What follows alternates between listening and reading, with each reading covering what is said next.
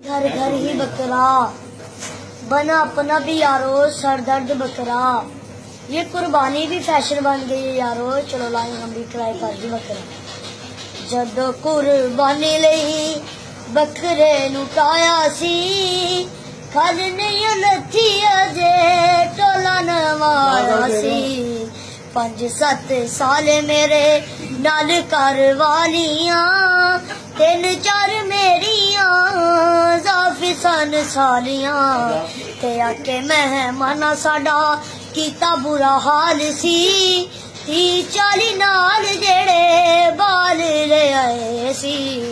ते फजरे ही दुध जेड़ा मैं मंगवाया सी, चुक के ते उन्हां सारा फीटरां च पाया सी।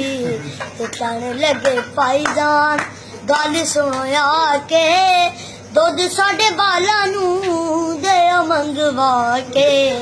ते 4 डाले बोतलां दे हट्टी तो मंगाए सी, हजे भी परौणियां नूं पूरे नहीं आए सी। ते बकरे दा पूरा असी बकरा पका लिया, रोटी खाने नहीं मेहमानां नूं बिठा लिया।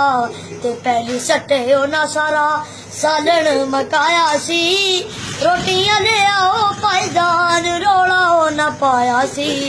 ते उन्हां मेरी सदके आखे आ जनानी नूं, ए भी कोई बकरा है रोव कुर्बानी नूं।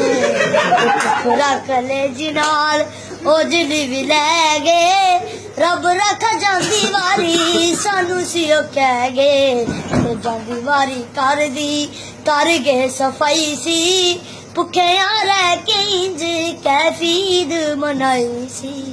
वाह वाह वाह वाह।